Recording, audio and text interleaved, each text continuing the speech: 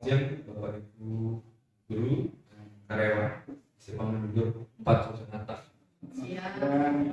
Terima kasih atas kehadirannya pada hari ini. Kita berkumpul di ruangan ini, di ruang guru, untuk diseminasi kegiatan kami untuk guru pembelajaran angkatan 7 tahun 2022-2023. Dari pengalaman kami belajar selama ini, kami ingin mensosialisasikan apa yang menjadi ilmu yang sudah kami pelajari selama ini. Jadi mohon nanti kita akan sharing, kita diskusi bersama apa yang menjadi tujuan dari program ini. Harapannya kita fokus pada perkembangan belajar anak-anak serta diri kita semua. Semoga nanti apa yang saya sampaikan bermanfaat bagi Bapak Ibu sekalian. Sebelumnya saya akan membacakan untuk kegiatan pada siang hari ini. Kita akan melaksanakan diseminasi ini diawali dengan doa. Ini mohon bantuannya Guru Retno untuk mulai kegiatan ini dengan berdoa. Berarti mengantar yang kedua oleh Iqbal Solo Guru Minara Jenisi SPD untuk membuka sebagai pengantar kegiatan ini. Kemudian nanti acara ini adalah presentasi dari saya sebagai calon CGP dari angkatan 7 ini, dan untuk nanti kita tutup bersama doa membantunya Ibu Murni. Jadi Bapak Ibu, kita mulai membantunya Ibu. Yang dilanjutkan dari cara Indonesia bukan dengan acara diseminasi budaya positif festival Purwakarta. Dalam nama Bapa dan Putra dan Kudus.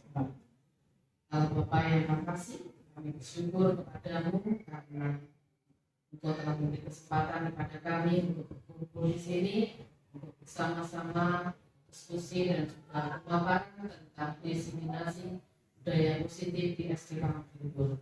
Berkatilah kegiatan ini Tuhan agar berjalan dengan baik, dan apa yang menjadi cita-cita kami membudayakan hal-hal yang positif sungguh terjadi di sekolah kami, dan semakin hari serta didik kami semakin berkembang menjadi anak-anak yang baik.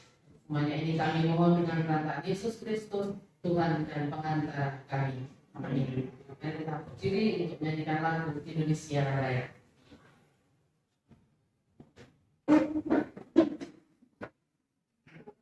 Hiduplah Indonesia Raya, Indonesia tanah airku, tanah tumpah darahku.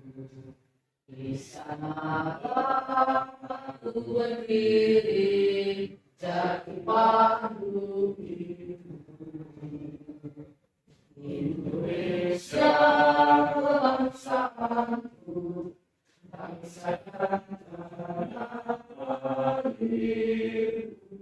Marilah kita bersatu, Indonesia bersatu. Hiduplah tanahku, hiduplah negeriku, bangsaku, rakyatku semuanya. Bangga jiwanya, bangga badannya, untuk Indonesia Raya.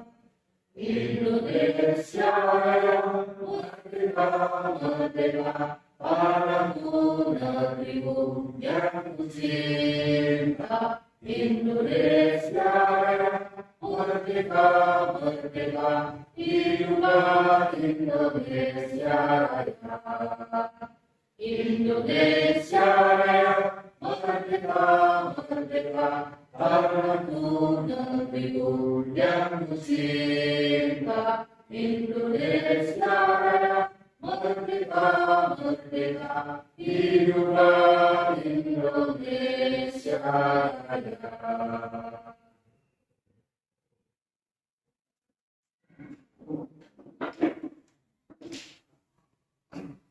Terima kasih Bu Retno yang sudah memimpin doa awal siang hari ini dan memimpin lagu Indonesia Raya. Bapak Ibu, sebagai acara dua, kita akan mendengarkan sebentar dua mata kata dari Ibu Kepala Sekolah, Ibu Lina Rahajaningsih, SPB. Waktu dan tempat dipersilakan. Terima kasih atas waktunya. Selamat siang Bapak Ibu Guru dan karyawan.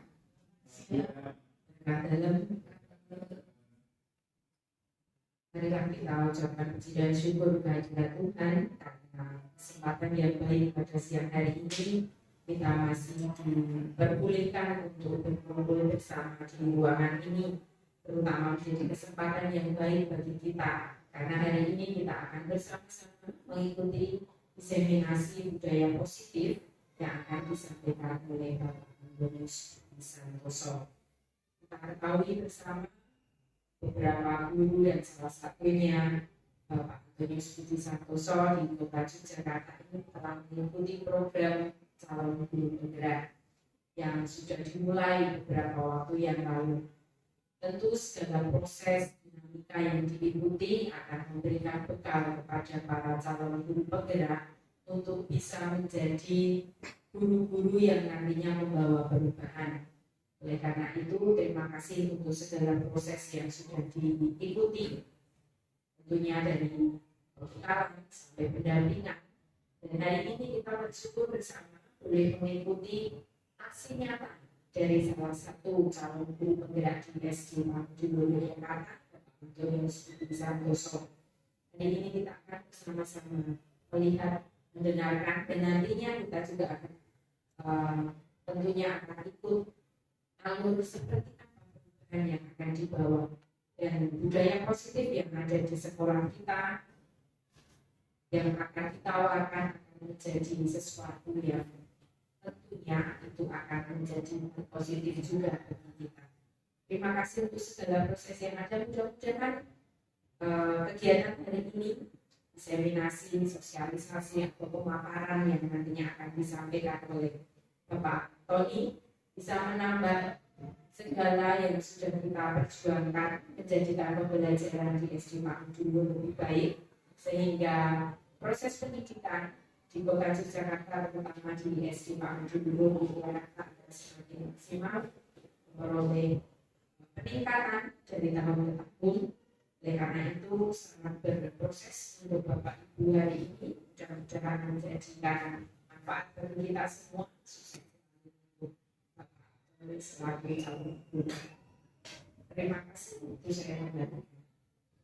Terima kasih Bu Lina Rahajaningsih, SPB yang sudah mengantar pertemuan pada siang hari ini. Bapak Ibu, saya akan mulai dengan slide PowerPoint yang sudah kami siapkan. Nanti kita diskusi bersama. Namun sebelumnya saya membagikan terlebih dahulu materi ataupun handout yang mungkin Bapak Ibu bisa gunakan untuk kegiatan sehari-hari.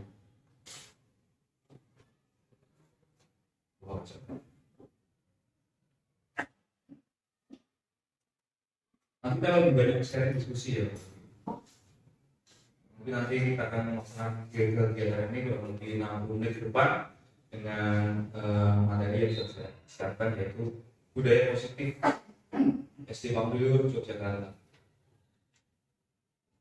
Tujuan dari kegiatan pada hari ini adalah yang pertama, memahami konsep pendidikan menurut Ki Hajar Dewantara atau biasa disebut kalau dalam pertemuan guru penggerak itu adalah KHD, dihubungkan dengan konsep budaya dan lingkungan positif di sekolah yang berpihak pada murid.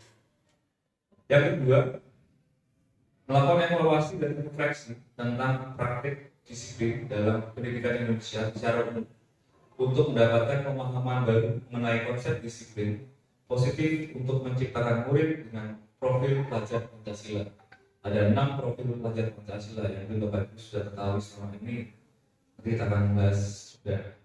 Kemudian ketiga, memahami peran sebagai guru dan tenaga pendidikan untuk membangun budaya positif dengan menerapkan konsep disiplin positif dalam berinteraksi dengan para siswa atau para murid.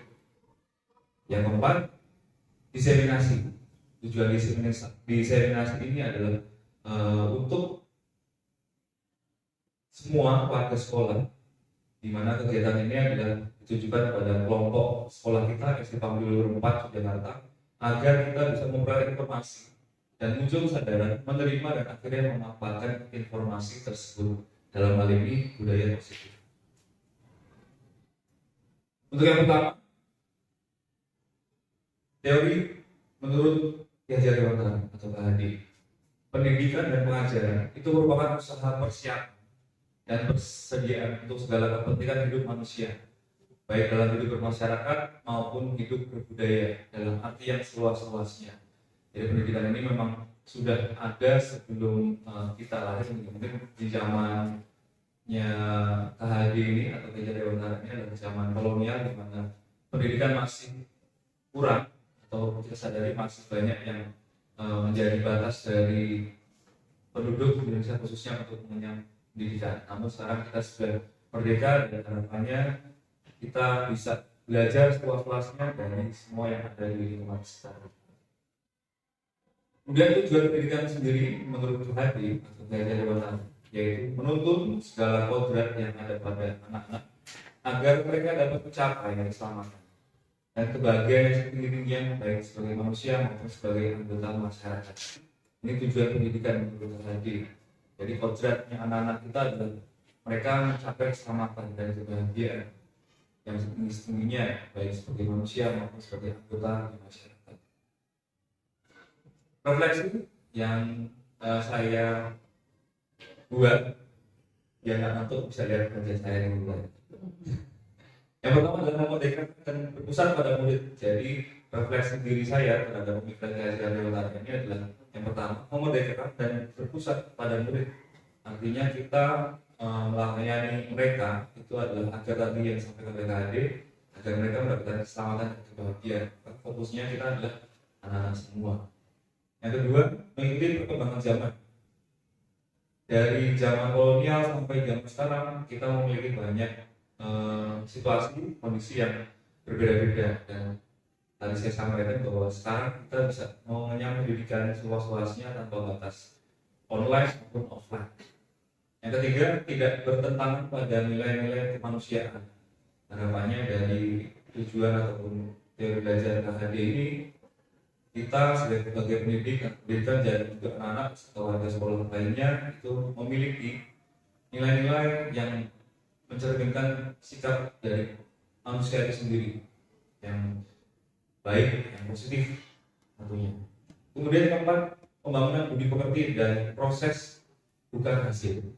Jadi harapan kita sebagai pendidik adalah anak-anak bisa berproses, bukan sekedar nilai akademik, tapi bagaimana mereka dapat mencapai hasil tujuan impian mereka itu dengan proses yang benar, atau dengan proses yang lurus, tidak belok kiri kanan.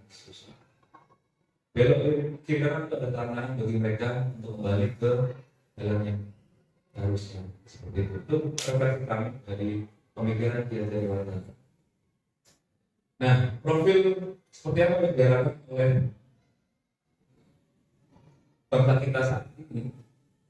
Profil pelajar Pancasila tentunya yang sudah kita dengar kali-kali, katanya adalah kita mempunyai anak-anak ataupun siswa lulusan SD Pambilur ini yang memiliki wawasan Pancasila, di mana ada 6. Yang pertama, paling utama adalah beriman, jelas bertakwa kepada Tuhan Yang Maha Esa dan berakhlak mulia.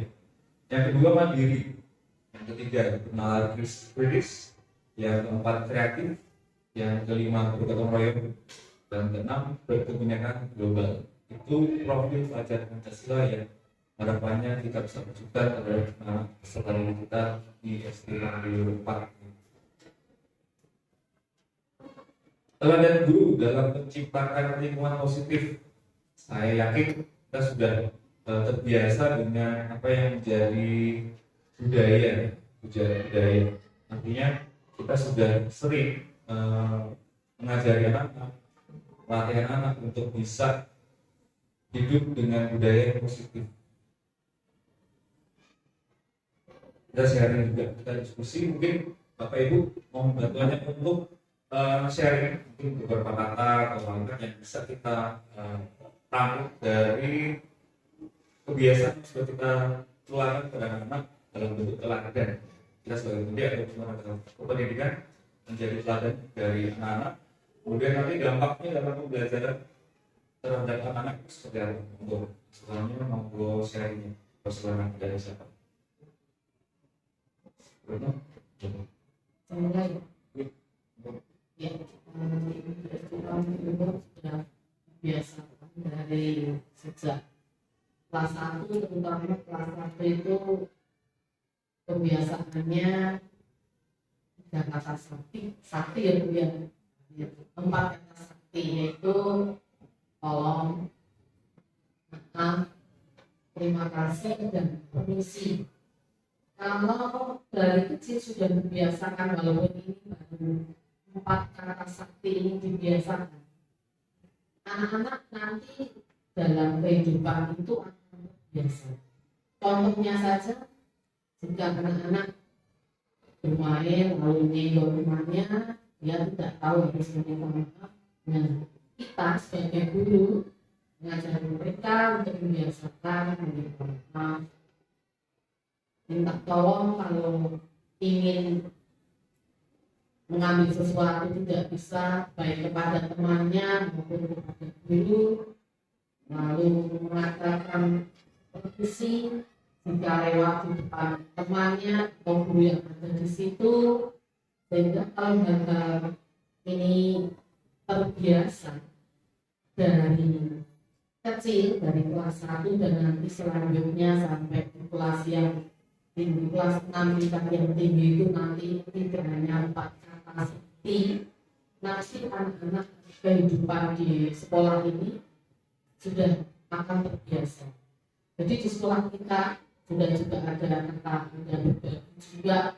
Setiap hari Selasa itu juga anak-anak diajari untuk berbagi dengan anak-anak yang kurang mampu. Dengan di sekolah ada kebiasaan mengumpulkan poin cinta kasih dari yang 100, 200, dari 500 itu kalau dikumpulkan menjadi banyak, dan pada akhirnya jika ada kesulitan di antara teman bisa berbagi.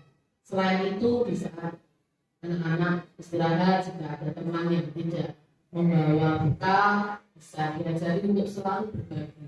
Nah ini sudah terbiasa, karena anak-anak sudah terbiasa sejak kelas kecil, maka di kelas yang selanjutnya saya perhatikan itu sudah terbiasa untuk hal-hal yang positif seperti ini. Mungkin dari yang lain bisa menambahkan. Demikian Pak Tony.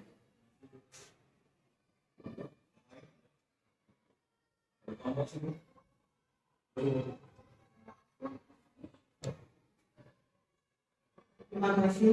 Saya akan menambahkan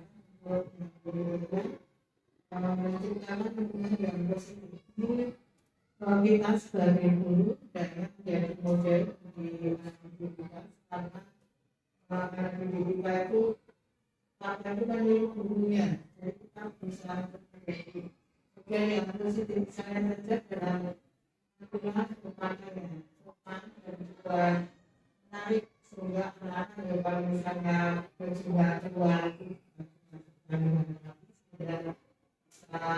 memakai dengan tertib dan rapi. Ada kedisiplinan. Mungkin kita memberikan contoh kepada anak-anak, misalnya dalam membuat kelas termasuk kita memberikan contoh kepada anak untuk disiplin selain dalam waktu juga dengan disiplin dalam hal yang lain, sehingga anak-anak tidak seperti berdisiplin seperti itu. Ini yang bisa kita sampaikan. Itu kata sakti itu yang satu, terima kasih ya, Tolong. terima kasih dan permisi. Terima kasih Bung Bobi, Mas Burto. Itu sedikit sharing dari dua guru kita.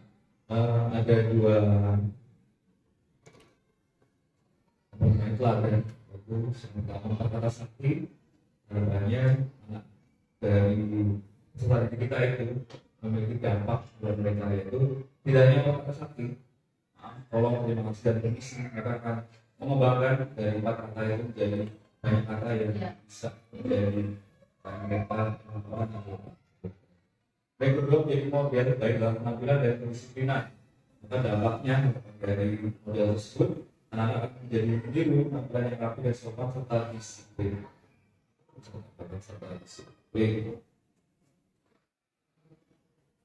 Bukan lebih seperti itu yang kita keluarkan dari anak dan menjadi budaya yang sudah kita lakukan bersama dan akan terus kita lestarikan. Nanti kita lebih banyak sharing lagi berkaitan dengan materi selanjutnya. Kita lanjut.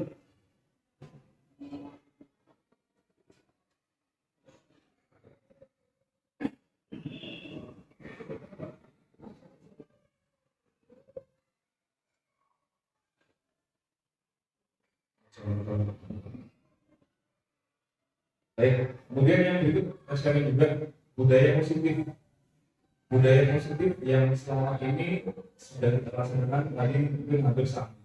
Budaya yang sama lebih mungkin berupa kita menggunakan kata sakti ke depan, kemudian model guru tampilan dan kedisiplinan untuk menjadi budaya yang kita laksanakan.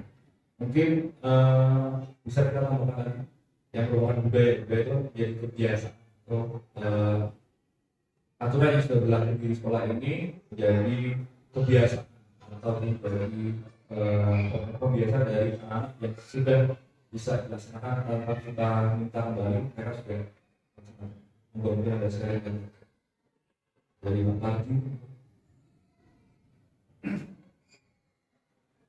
Terima kasih. Kebiasaan yang ada di sekolah kita yang sudah berbudaya itu yang pertama doa tiap pagi, menyanyikan lagu Indonesia Raya sebagai kegiatan pagi, juga menyanyikan lagu Indonesia Raya, lalu menyanyikan nama sekolah kita pagi dulu itu setiap pagi sebagai bentuk budaya positif untuk menanamkan berbagai hal, cinta tanah air, semangat, dan juga menghargai perjuangan dari pahlawan ketika kita menyanyikan lagu Indonesia Raya itu juga menjadi hal yang positif. Selain itu juga tiap hari Jumat diadakan dengan berbahasa Jawa. Ini juga sebagai wujud positif untuk memberikan penghargaan sekaligus melatih anak di dalam mengembangkan budaya yang ada di daerah istimewa Yogyakarta ini, yaitu berbahasa Jawa sebagai sarana latihan untuk menghargai budaya kita sendiri. Ini ya setiap hari kita lakukan. Kalau yang bahasa Jawa memang setiap minggu baru sekali hari Jumat. Kemudian tentu juga ada banyak positif lain lagi yang budaya, pokoknya cinta tarian. Nah, di sekolah kita juga ada ekstra tari, itu budaya juga ya, ekstra tari. Lalu ada ekstra yang berkaitan dengan budaya itu keramitan, itu wujud pengembangan budaya positif yang ada di sekolah kita yang dilakukan melalui ekstra kurikuler. Saya kira itu dulu, mungkin ada Bapak Ibu yang mau menambah, Pak Imo, mungkin budaya juga banyak. Monggo. Masa pagi, Terima kasih Pak Tony menambahkan yang diungkapkan Pak tadi, budaya yang telah kita laksanakan di sekolah untuk mengenalkan IT, maka sekolah mengambil kebijakan supaya ada dan menerapkan Microsoft Teams dalam pembelajarannya, baik untuk penugasan, untuk penilaian. Ini kita dibudayakan dari siswa maupun guru untuk selalu menggunakan Microsoft Teams dalam pembelajaran.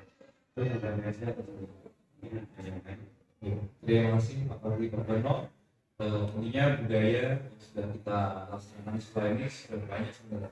Dan mungkin kita tidak sadari bahwa apapun yang kita lakukan di sekolah ini itu sudah pasti budaya yang baik dan itu betul loh. Dan juga masuk dalam pembelajaran kita di kelas maupun di ekstrakurikuler.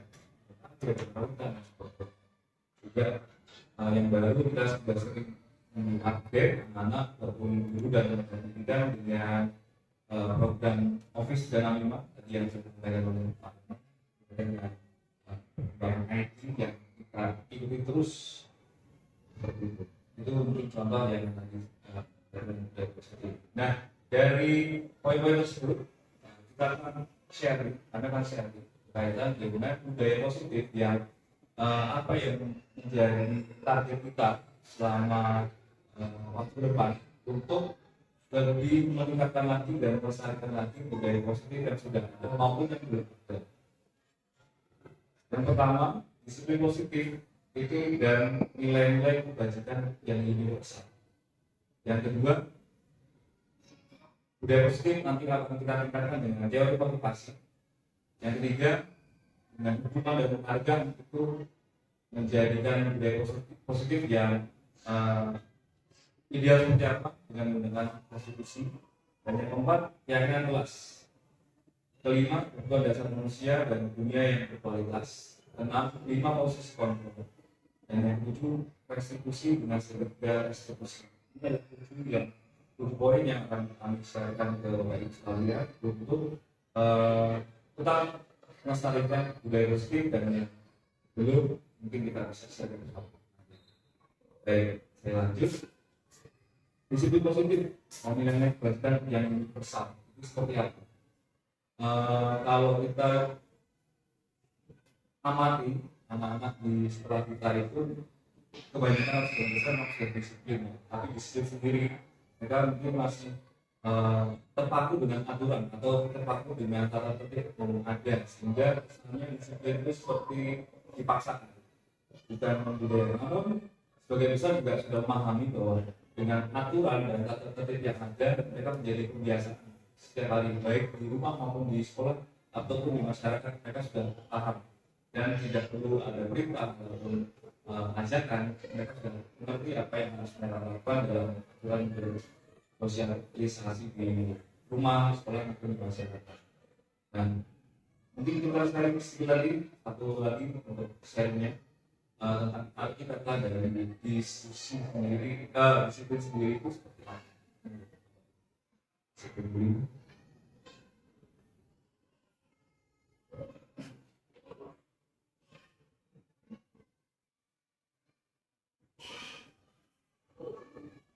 Menurut saya disiplin itu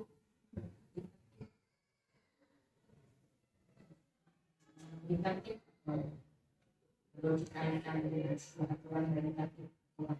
Kalau menurut saya makna yang akan dalam disiplin itu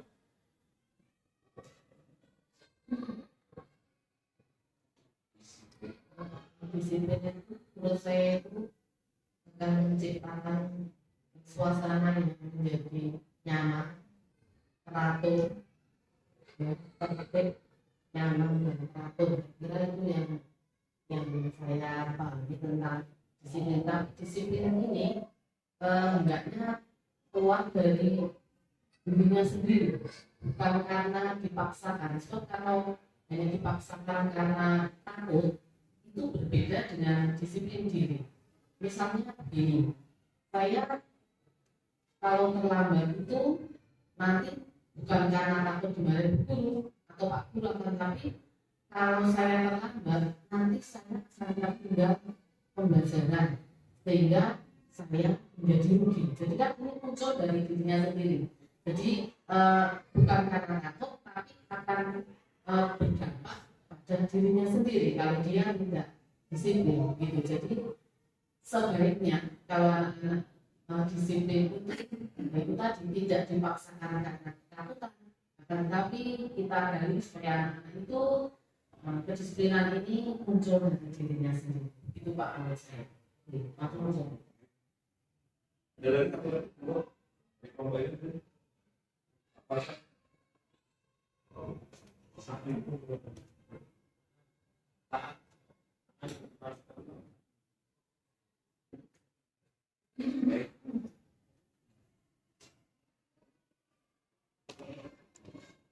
Terima kasih Bapak Ibu.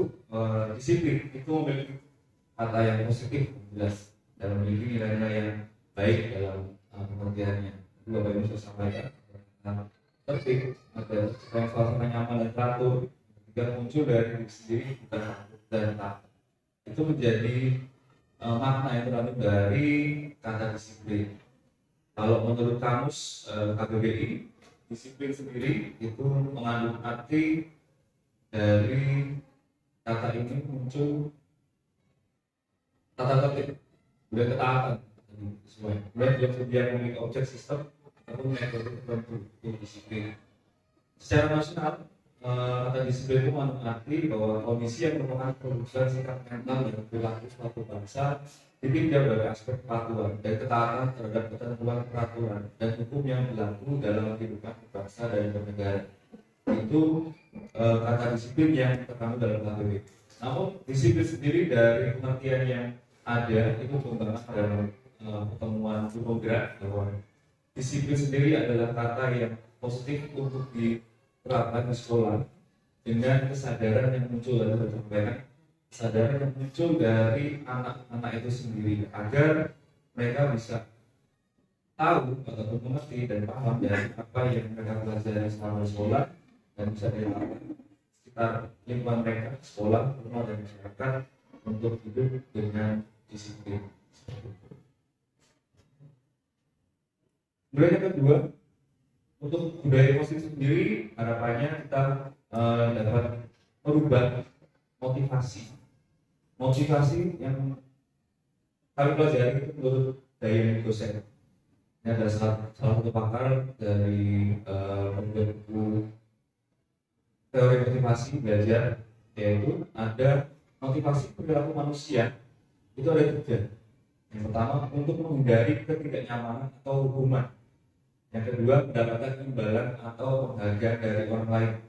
Yang ketiga, menjadi orang yang mereka inginkan dan menghargai diri sendiri dengan nilai-nilai yang mereka percaya. Motivasi perilaku manusia ini normal ataupun lazim biasa terjadi di sekitar kita, bahkan kita sendiri melakukannya. Pertama, misalnya menghindari ketidaknyamanan atau hukuman. Ketika anak berangkat ke sekolah, mereka berusaha bagaimana supaya tidak terlambat. Nah, mungkin ini ada juga motivasi dari diri mereka yang muncul karena untuk menghindari hukuman. Kemudian yang kedua, mendapat imbalan atau penghargaan dari orang lain. Ketika kita melakukan sesuatu ke orang lain, mungkin ada pamrih.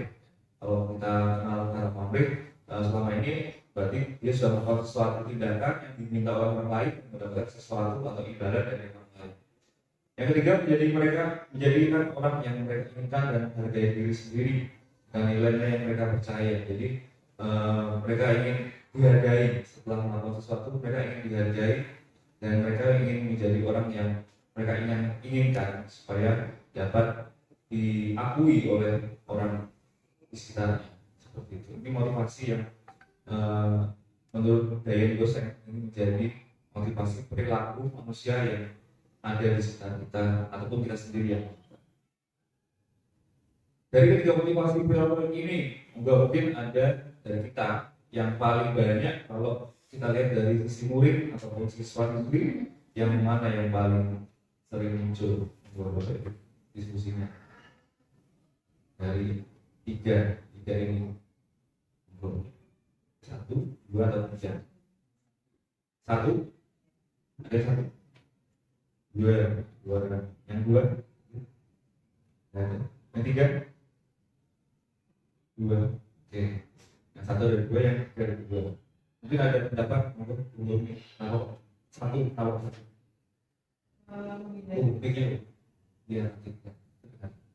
Menghindari ketidaknyamanan atau hukuman. Biasanya tidak hanya anak-anak, tetapi kalau misalnya kurang disiplin atau apa, misalnya kita lambat atau apa, kita bisa mencari alasan dulu. Nah, kenapa supaya tidak dimarahi atau tidak diberi hukuman, biasanya kan begitu katanya. Ya. Karena juga nanti misalnya BPR, yang sih alasannya macam-macam itu, biar supaya yang ada di guru atau dinasihati itu atau gimana. Iya, termasuk ini. Monggo yang menjawab tiga. Yang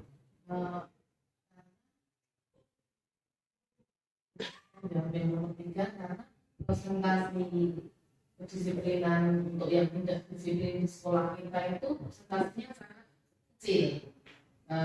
Maka saya asumsi bahwa ini anak-anak mereka itu bukan karena untuk patuh hukum ataupun mendapatkan imbalan atau penghargaan, tapi mereka sadar bahwa kedisiplinan itu sangat penting untuk diri sendiri. Jadi sebagai bekal hidup, jika orang disiplin sejak dari kecil, karena Bapak Ibu guru di sini sudah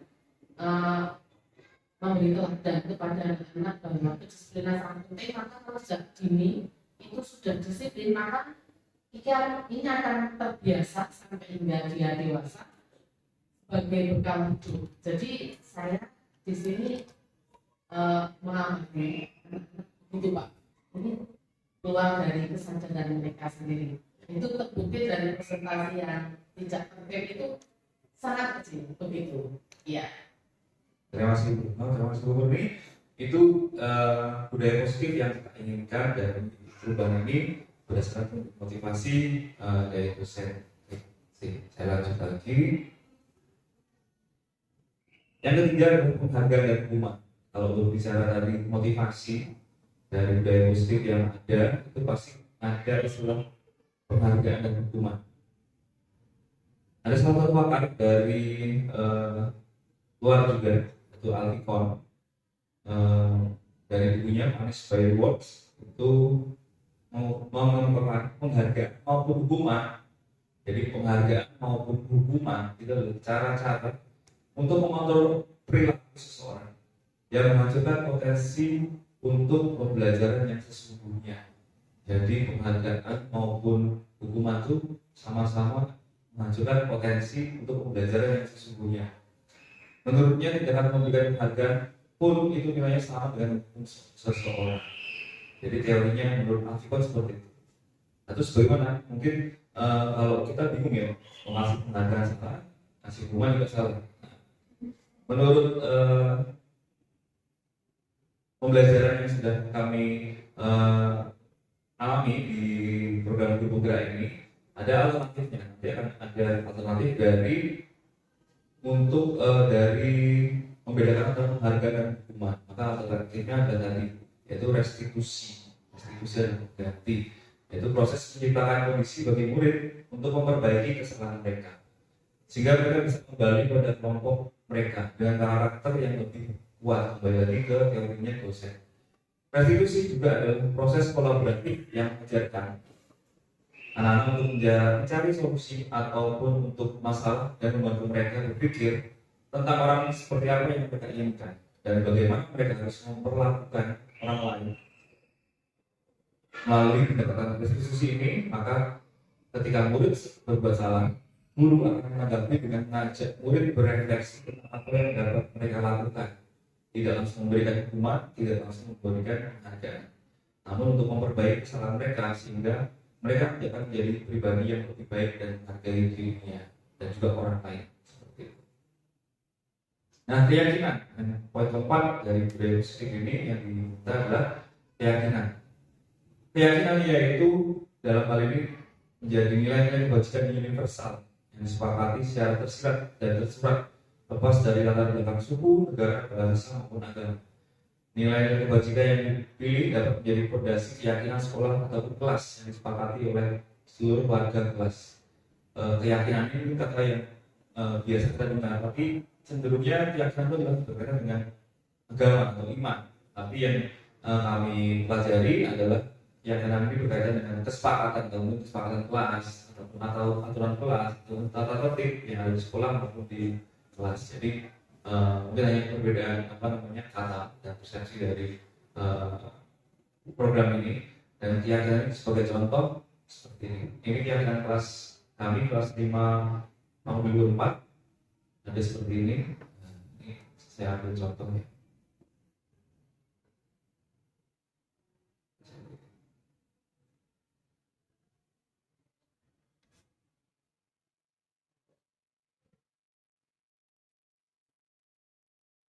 Keyakinan kelas dari Gendis, teman-teman, tidak lambat, mengurangi ngobrol, lebih fokus belajar, tidak memilih teman, tidak ngomongin teman dari belakang, ngomongin teman dari belakang, dari depan, lebih tertib menggunakan seragam, mendapatkan nilai lebih baik, mau memaafkan teman yang berbuat salah, mau tidak menghina teman ataupun tidak rasis, karena sudah kita rasis juga, kemudian mau menjaga kebersihan kelas, tidak mengeluh ketika diberi tugas.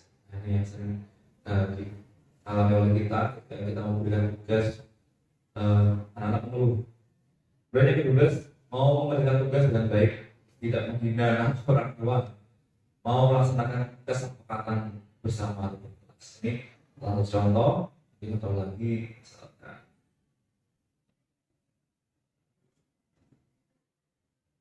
ini dari Thailand.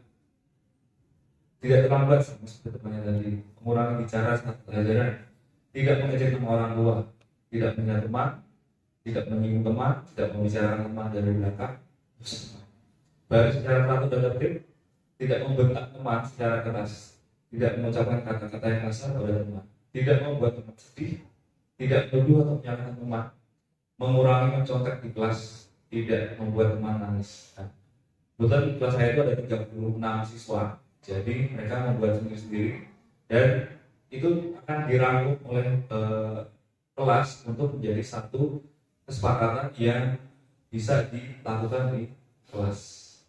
Jadi dari 36 itu mana yang menjadi poin-poin yang bisa dilaksanakan di kelas yang sama jadi satu, yang belum jadi poin berikutnya.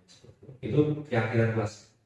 Jadi menjadi modal juga untuk anak-anak membiasakan diri dalam berbudaya positif seperti itu. Mungkin di kelas lain sebenarnya sudah ada, cuma hanya istilahnya yang berbeda. Kalau di kami keyakinan, di kelas tata tertib, kesepakatan kelas, kesepakatan kelas. Ya, kami dulu juga bingung, kenapa keyakinan enggak kesepakatan enggak umum? Ya seperti itu. Programnya kayak gitu. Tidak apa, sama sebenarnya. Kemudian untuk meningkatkan budaya positif berikutnya yang kelima yaitu kebutuhan dasar manusia.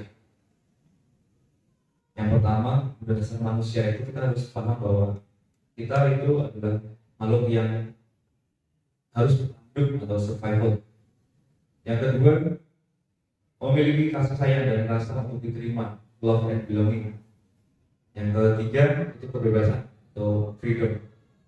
Yang keempat, kesenangan, fun. Yang kelima, penguasaan atau power. Dan 5 kebutuhan dasar manusia ini yang menjadi poin-poin yang biasa kita butuhkan atau kita rasakan sendiri selama kita bersosialisasi ataupun berada di lingkungan sekitar kita. 5 ini, dan ketika kita mendapatkan apa yang kita inginkan, sebetulnya itu adalah saat dimana kita sedang memenuhi satu atau lebih dari satu kebutuhan dasar kita. Jadi kalau kita sudah rasa stuck, berarti ada satu poin kebutuhan yang sudah kita terima. Namun ketika seorang murid melakukan suatu perbuatan yang bertentangan dengan nilai-nilai kebajikan tadi atau melanggar peraturan, hal itu sebenarnya dikarenakan karena mereka gagal memenuhi kebutuhan dasar mereka. Maka tugas kita sebagai pendidik ataupun tenaga pendidikan adalah mengembalikan atau membantu mereka untuk mengurangi ataupun mencegah dan bahkan mungkin memperbaiki apa yang menjadi kegagalan mereka, sehingga kebutuhan dasar mereka ataupun manusia sendiri itu dari 5 ini tercukupi. Nah, tidak salah orang untuk bertahan hidup, tidak salah juga orang membutuhkan kasih sayang, tidak salah orang ingin memiliki kebebasan, ingin memiliki kesenangan dan kepuasan. Namun dengan dasar itu juga pasti ada batasnya, pasti ada ukurannya dan sebagainya. Itu yang menjadi PR kita untuk memenuhi 5 kebutuhan dasar manusia ini. Nah ini restitusi, poin yang ke-6, agar budaya positif kita itu dapat terlaksana. Restitusi itu tadi sudah disampaikan tadi di awal, saya ulang kembali sekilas, yaitu adalah proses penciptaan kondisi bagi murid untuk memperbaiki kesalahan mereka sehingga mereka bisa kembali pada kelompok mereka, jalan mereka, dan karakter yang mereka miliki agar lebih tepat dalam sisi positif. Guru tenaga pendidikan juga perlu berefleksi apakah cara yang dilakukan itu sudah efektif, apakah sudah berpusat pada anak, apakah sudah memerdekakan dan memandirikan para muridnya. Maka dosen memiliki kesimpulan ada 5 posisi kontrol yang diterapkan oleh seorang guru, orang tua, atau atasan dalam melakukan kontrol. Jadi ini bisa kita laksanakan ketika kita orang guru, orang tua, ataupun atasan. Itu 5 kontrol itu adalah yang pertama penghukum, yang kedua membuat rasa bersalah, yang ketiga teman, yang keempat memantau, yang kelima manajer. Mungkin sebelum saya jelaskan satu persatu, apakah Bapak Ibu sudah mengalami atau merasakan atau mungkin melakukan dari 5 fungsi kontrol ini sebagai penghukum, membuat rasa bersalah, teman, memantau ataupun manajer. Sudah 5-nya atau 1? Ada yang mau sharing atau? Lalu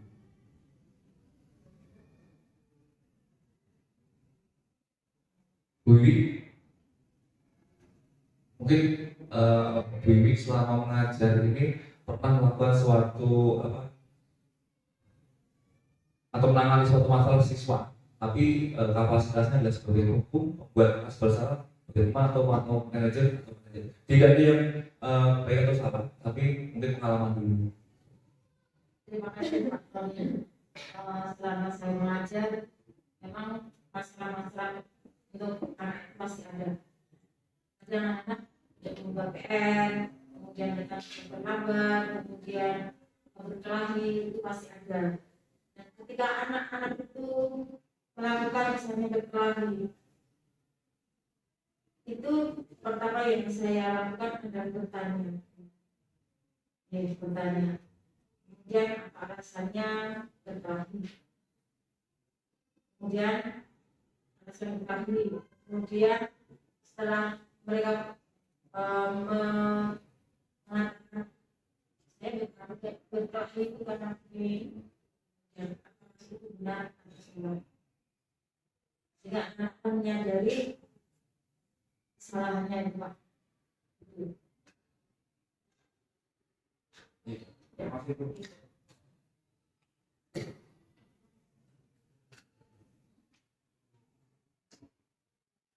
Ada lagi yang lain Bu?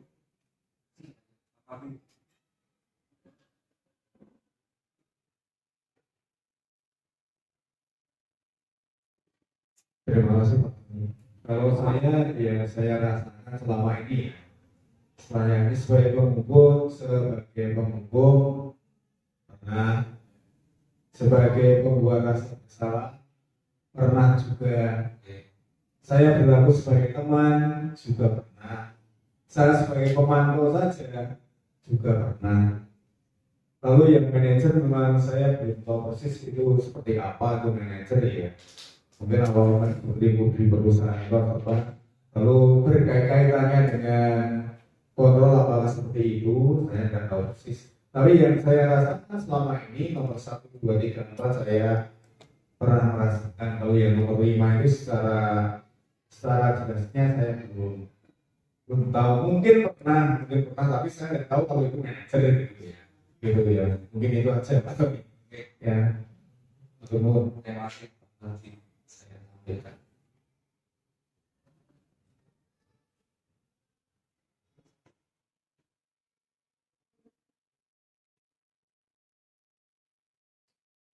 Lima posisi kontrol yang dimaksud tadi sudah dilakukan Bu Wiwi dan Pak Parti.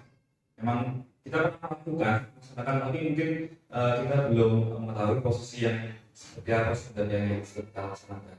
Dan memang semua poin tadi pernah kita laksanakan sebenarnya, cuma kita akan pelajari bersama posisi mana yang baiknya kita laksanakan.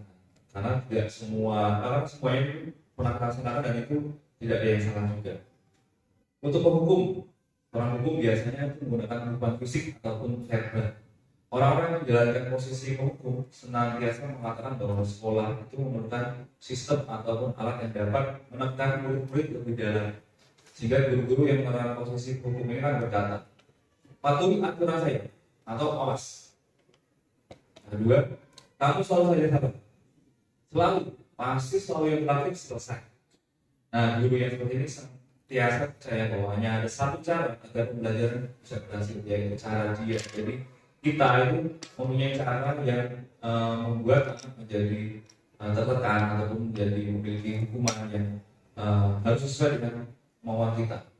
Padahal kalau di sekolah kita sudah punya tata tertib bahwa terlambat nanti sanksinya adalah tidak menerima tugas, sanksinya adalah ini. Tapi untuk seorang guru yang memiliki ciri penghukum biasanya apapun yang menjadi caranya dia itu ada yang berlaku di sekitarnya ataupun di kelas.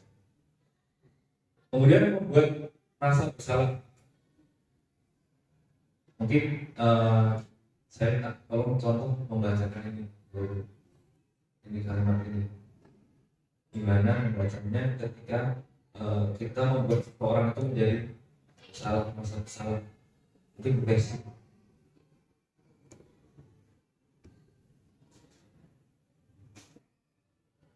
Ibu sangat kecewa sekali dengan kamu.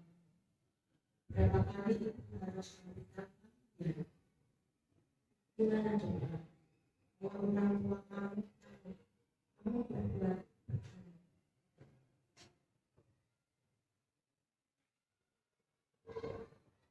Nah, baru itu kalimatnya kan halus. Saya juga halus. Tapi itu kemana di hati anak-anak pasti muncul. Jadi ketika kita ngomong kayaknya halus tapi anak pasti langsung bermuskil gitu kan. Dibilang seperti itu, ibu sangat kecewa dengan kamu. Jadi dia akan merasakan efeknya langsung hidup gitu ya. Atau misalkan saya sebagai bapak guru, berapa kali bapak harus beritahu kamu itu kalau keras, tapi kita coba harus berapa kali bapak harus beritahu kamu. Terus pasti anak-anak juga walaupun kesannya seperti halus, tapi itu menjadi salah satu dari tipe atau ciri dari guru yang membuat rasa bersalah terhadap siswanya. Yang ketiga, ini sebagai teman, guru pada posisi ini tidak akan menyakiti murid, namun akan tetap berupaya mengontrol murid melalui persuasi. Posisi teman pada guru bisa negatif ataupun positif. Positif di sini berupa hubungan baik yang terjalin antara guru dan murid. Guru di posisi teman menggunakan hubungan baik dan humor untuk mempengaruhi seseorang. Mereka akan berkata, mohon bantuannya, coba ada 2 kalimat ini, 3 kalimat ini coba dengan tipe Pak Eno mungkin sebagai teman. Ayo, bantulah ini berapa ya? Ayo, ingat tidak berapa sama kami. Ya sudah, kalau ini tidak apa. Nanti berapa? Terima kasih Pak Eno. Nah ini kalimat-kalimat yang biasa kalau seseorang itu punya teman, nah ngomongnya ngobrolnya santai. Ayo bantu bapak. Ayo ingat, selama ini aku sudah bantu kamu. Jadi kayak teman kita, friend. Tapi itu juga ada hal negatifnya. Nanti kita akan lihat hal negatifnya. Yang keempat, pemantau. Nah, pemantau ini lebih cenderung mengawasi. Pada saat kita mengawasi, kita bertanggung jawab perilaku orang yang kita awasi. Posisi memantau ini berdasarkan pada peraturan dan konsekuensi. Dengan menggunakan sanksi konsekuensi, kita dapat memisahkan hubungan pribadi kita dengan murid sebagai seseorang yang menjalankan posisi pemantau. Pertanyaan yang diajukan contohnya sebagai berikut. Peraturannya apa? apa yang telah kamu lakukan, sanksi dan konsekuensinya. Jadi nadanya sebenarnya biasa, cuma hanya kalimatnya aja kemudian katanya yang berbeda dengan yang lain. Seperti itu posisi pemantau. Posisi pemantau ini sendiri berawal dari teori stimulus respon yang menunjukkan tanggung jawab guru dalam mengontrol muridnya. Supaya anak-anak itu sadar bahwa dia itu dipantau atau diawasi oleh seseorang. Kalau di sekolah ya dunia atau dengan pendidikan yang ada di sekolah. Dan terakhir manajer. Posisi terakhirnya adalah posisi di mana guru itu berbuat sesuatu bersama dengan murid, mempersilahkan murid mempertanggungjawabkan perilakunya. Mendukung murid agar dapat menemukan solusi atas permasalahannya sendiri. Seorang manajer sendiri telah melakukan atau memiliki keterampilan di posisi teman, pemantau juga. Jadi dengan demikian bisa jadi di waktu-waktu tertentu akan kembali menjadi ke posisi lainnya. Jadi manajernya adalah posisi yang komplit yang memiliki tipe lainnya. Jadi di manajer ini murid akan diajak untuk menganalisis kebutuhan dirinya sehingga kebutuhan apa yang diharapkan itu anak-anak paham. Dan sini penekanannya bukan pada kemampuan membuat konsekuensi ataupun aturan atau hukuman, namun dapat berkolaborasi dengan murid agar dapat memperbaiki kesalahan yang ada. Seorang manajer akan berkata, dua dirinya,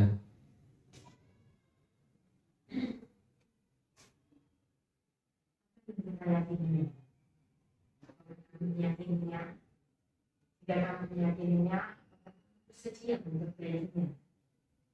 Jika kamu memperbaiki ini, hal ini akan menunjukkan dirimu. Akan rencana kamu untuk memperbaiki hal ini. Terima kasih Bu. Seorang manajer itu mengatur perilaku seseorang. Kita akan membimbing murid untuk dapat mengatur dirinya.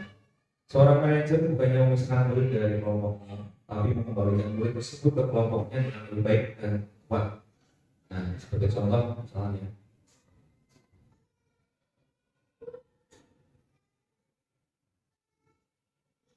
dari 5 posisi kontrol progresif itu ada gambaran. Ketika kita berlaku sebagai penghukum atau pembuat rasa bersalah, itu guru akan berbuat dengan kecenderungan sebagai berikut. Untuk penghukum sendiri, kita akan menghadik atau menunjuk, nyakiti dan menyindir. Pembuat rasa bersalah, kita akan berceramah, ngomong sepanjang lebar dan menunjukkan kecewaannya yang dalam sehingga anak-anak itu jadi ikut bersalah. Untuk yang keempat, ini membuat alasan-alasan untuk muridnya sehingga mau ataupun termotivasi untuk ikut dengan apa yang disampaikan oleh gurunya. Kemudian sebagai pemantau, yaitu menghitung dan mengukur melalui data. Jadi ketika anak terlambat, berapa kali dia akan memberikan konsekuensi atau hukuman berdasarkan data yang dia terima ketika anak itu terlambat. Sebagai manajer itu akan mengajukan pertanyaan-pertanyaan terlebih dahulu. Itu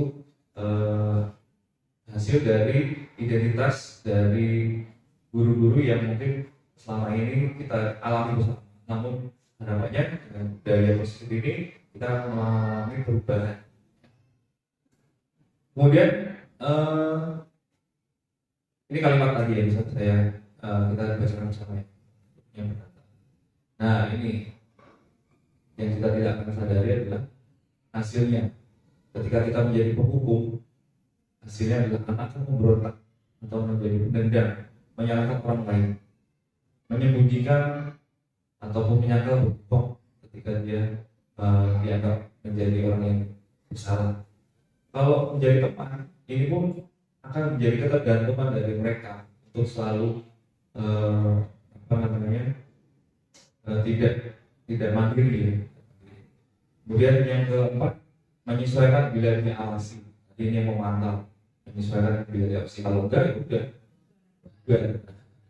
jawab kosong, bubar.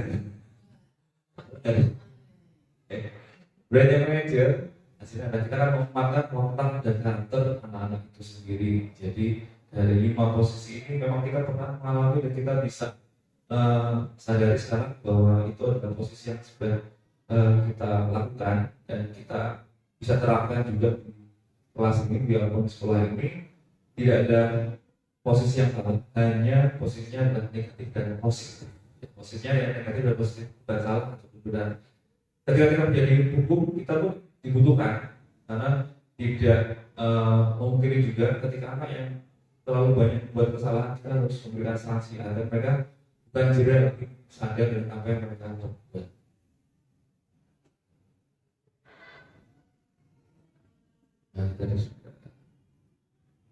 Nah, kaitannya dengan dunia yang berkualitas, harapannya nanti dari 5 posisi kontrol ini, dari masing-masing posisi kontrol punya hasilnya.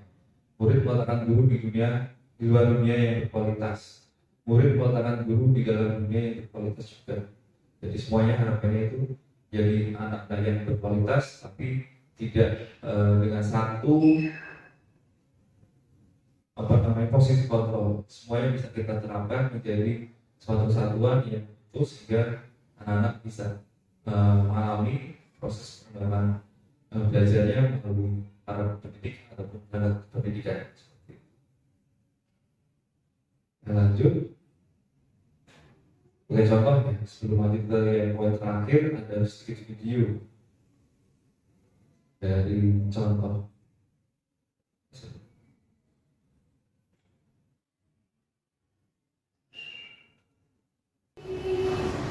Kami putra dan putri Mahmudi luhur di bawah lindungan Santo Yusuf, berjanji hidup jujur dan setia, tak menyerah hadapi tantangan. Kami putra dan putri Mahmudi luhur, junjung solidaritas dan kreativitas, bertekad maju tanpa kenal lelah demi masa depanku yang cerah. Doakan dan lindungilah kami, Santo Yusuf. Bimbing kami rela hati berbakti bagi keluarga gereja Pertiwi.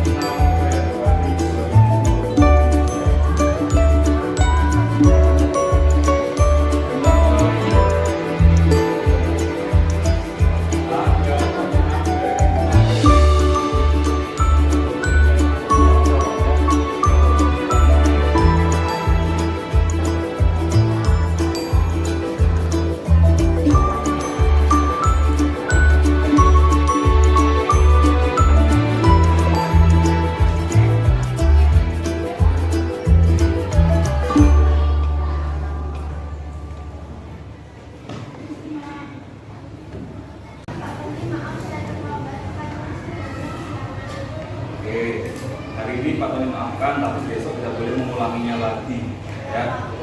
Lanjut.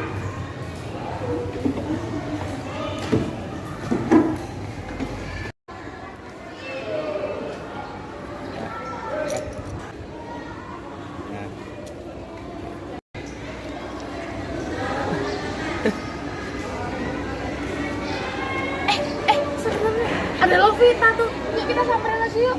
Yuk.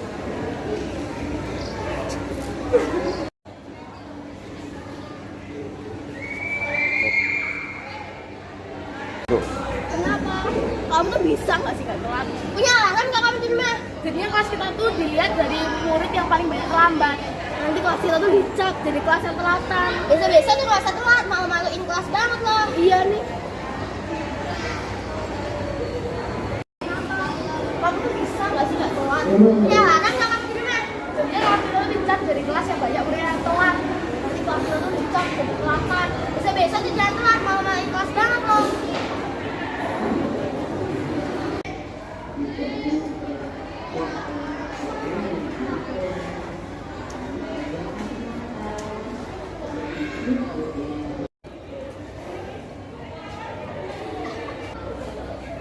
Halo anak-anak, loh ini kok temennya nangis, kenapa? Iya Pak, kita lagi habis marahin Novita. Iya Pak, soalnya nanti kita terlambat akan jadinya sama kelas lain teman-temannya juga lagi terlambat. Nanti kelas kita tuh dicap jadi kelas yang telatan. Oke, sekarang kita selesaikan masalah ini karena udah hujan kita harus pindah tempat ya. Sekarang kita tolong semuanya, kita pindah ke ruangan lain. Yuk.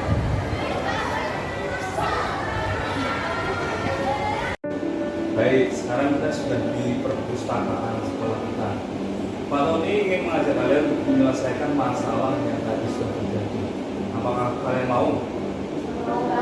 Baik, sekarang kita selesaikan baik-baik. Pak Tony sudah mengajarkan kepada kalian untuk selalu taat pada keyakinan kelas dan keyakinan sekolah kita, bahwa hidup bersosialisasi itu adalah hal yang baik. Menurut kalian gimana dengan peristiwa tadi?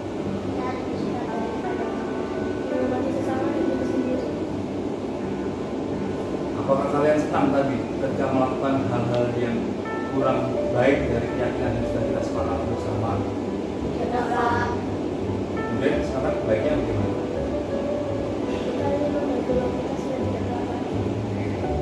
Bis? Sudah lebih? Sekarang berarti kalian sudah paham apa yang dimaksud dengan keyakinan sekolah kita ataupun keyakinan kelas kita, bahwa semua itu harus hidup saling membantu, ya. Baik. Kalau minta kalian minta maaf atau mungkin ada yang mau disampaikan pada kita, kalau silakan.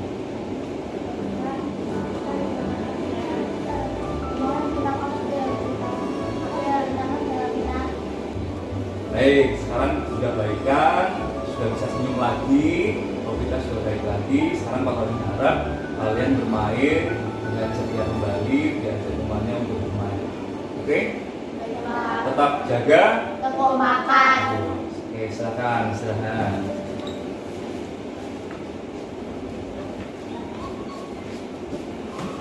Anak SDPL Jogja. Aku cerdas, disiplin, mandiri, solider, bertakwa. Yes, yes, yes. Oke, unggul. Yeay! Sampai jumpa.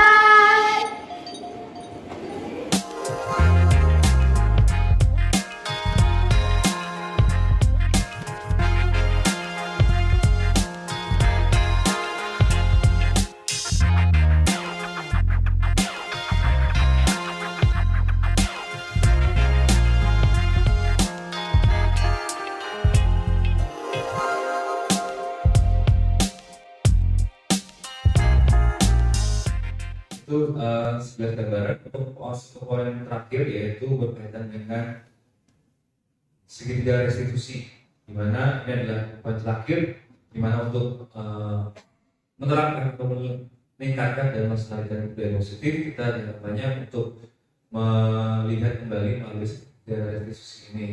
Segitiga restitusi ini adalah tahapan yang memudahkan kita para guru ataupun orang tua dalam melakukan proses untuk menyiapkan anaknya atau para murid kita untuk melakukan restitusi, tadi pengganti dari hukuman ataupun penghargaan.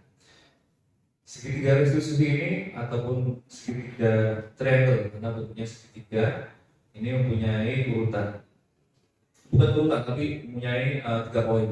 Tidak harus urut, jadi kita sudah pernah mengalaminya, tapi tidak secara urut. Tetapi ini bukan sebuah urutan yang mutlak yang kita lakukan, tapi bisa kita bolak-balik tergantung dengan situasinya yang kita alami.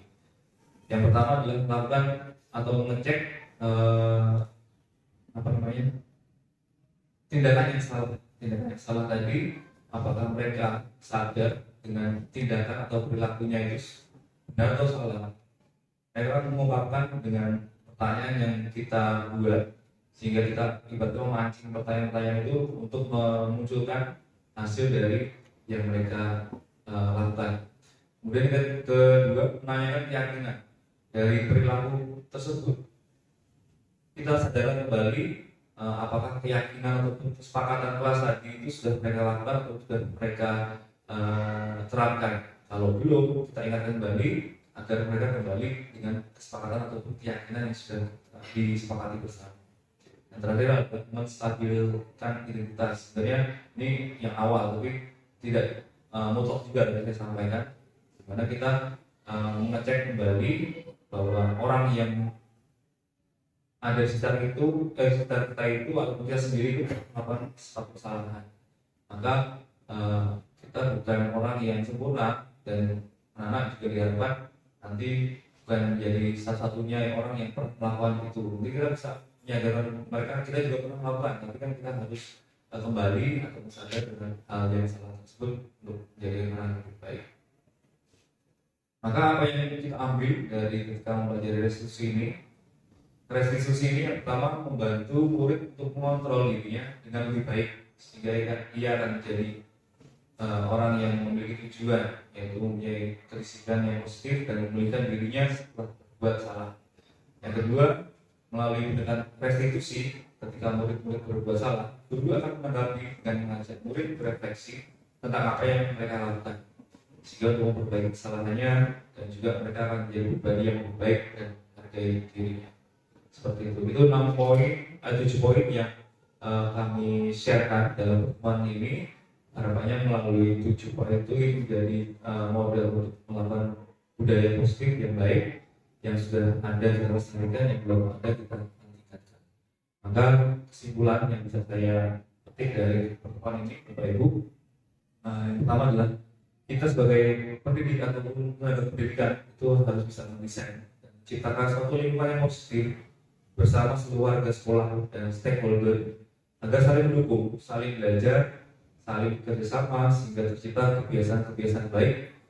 Dari kebiasaan baik ini maka akan tumbuh anak-anak yang mempunyai karakter baik ataupun warga sekolah yang memiliki karakter yang baik, sehingga pada akhirnya karakter dari kebiasaan-kebiasaan baik ini akan membentuk sebuah budaya yang positif.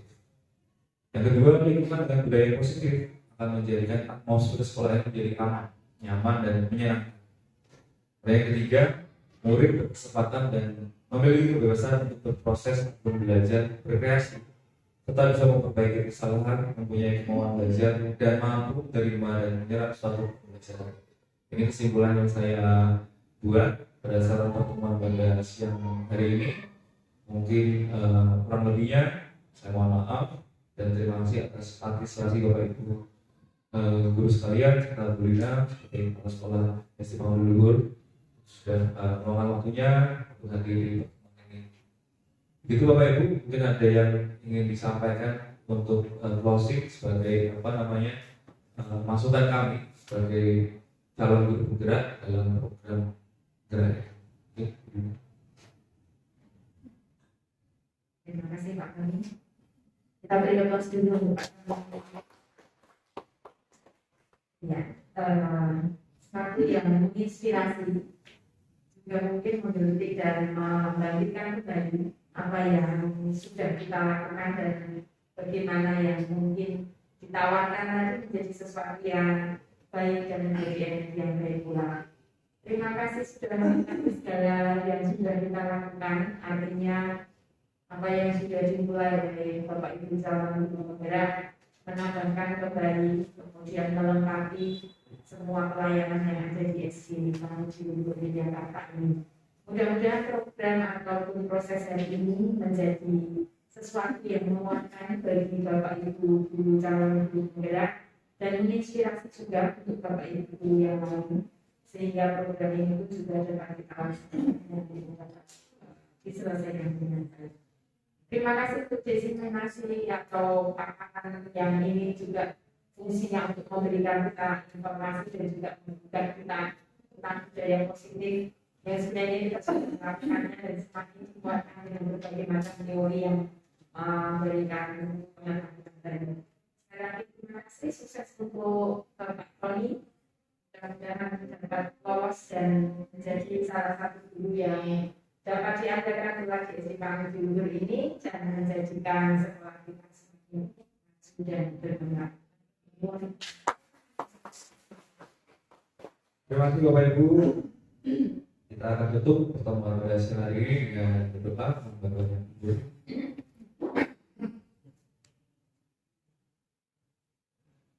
Bapak Ibu, mari kita tutup kegiatan pada siang hari ini dengan berdoa dalam nama Bapa dan Putra dan Roh Kudus. Amin.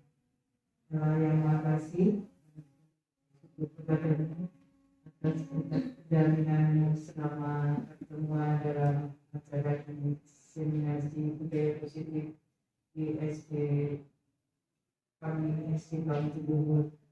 Dan banyak sekali yang kami dapatkan dari acara siang hari ini. Semoga apa yang sudah kami dapatkan ini nanti akan menjadi bekal bagi kami sehingga kami mampu semakin berkualitas dalam menjalani anak-anak kami dan menumbuhkan budaya positif sekolah kami pada SD kami di Jakarta. Kami kami serahkan dalam tangan Tuhan dengan Tuhan Yesus Tuhan kami. Amin. Pemuliaan kepada Bapa dan Putra dan Roh Kudus seperti pada perbuatan